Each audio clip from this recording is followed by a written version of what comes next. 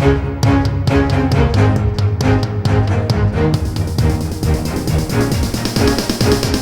is the Washington Times front page for Monday, June 27th, 2022. Thanks for joining us. I'm George Gerbo.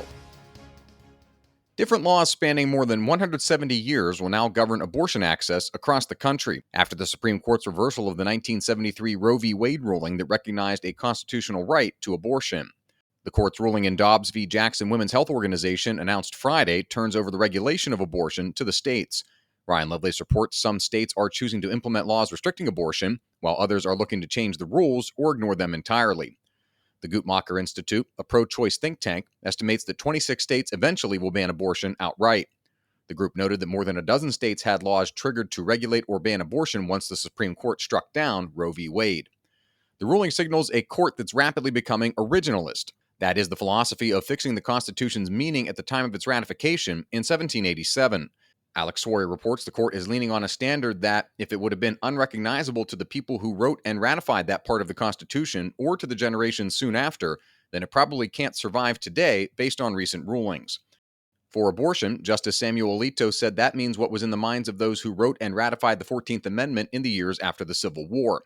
He said most states outlawed abortion in 1868, when the country ratified the 14th Amendment and its Liberty Clause, the source of the privacy right that served as the basis of Roe v. Wade. Alito said that was the dominant position even in 1973, when the High Court issued Roe.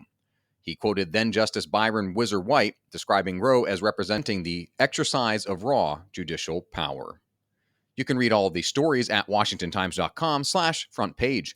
You can also find the entire lineup of Washington Times podcasts at washingtontimes.com/podcasts. President Biden sought to rally America's major allies to stay unified against Russia's war in Ukraine while announcing a global infrastructure investment partnership at the opening of the G7 summit. Guy Taylor reports Biden said the partnership will mobilize $600 billion in public and private capital from the group of 7 leading industrial nations for projects that will show developing nations the concrete benefits of partnering with democracies. The announcement did risk being overshadowed by the more immediate crisis stemming from Russia's war in Ukraine. Aide said much of the behind-the-scenes action at the German summit so far has focused on preventing economic fallout from the war that could fracture the global coalition imposing sanctions on Russia. Speaking of the war, the number of American troops in Europe has risen sharply in the 4 months since Russia invaded Ukraine, from about 65,000 in mid-February to 100,000 today. That increase, one of the most rapid U.S. military buildups on the continent in the post-Cold War era, has no clear end date, Ben Wolfgang reports, or any obvious metrics to determine when troops could come home or be repositioned to other locations. Instead, their mission is to deter further Russian aggression and prevent any attack on NATO territory. That goal will prove difficult to measure and could justify a years-long mission as Russia and Ukraine settle into a slow, bloody war of attrition in the Donbas region.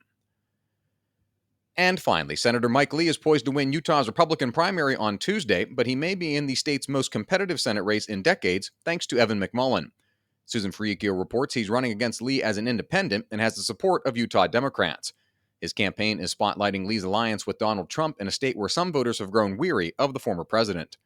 McMullin ran as an independent against Trump in 2016 and picked up more than 20% of votes in Utah. Find all of today's front page stories at washingtontimes.com/front page or on the Washington Times app, and find us wherever you get your podcasts. Just search Washington Times in any major podcast app. You can also find us on Twitter and Instagram at Wash Times for breaking news, sports, commentary, and more. For the Washington Times, I'm George Gerbo.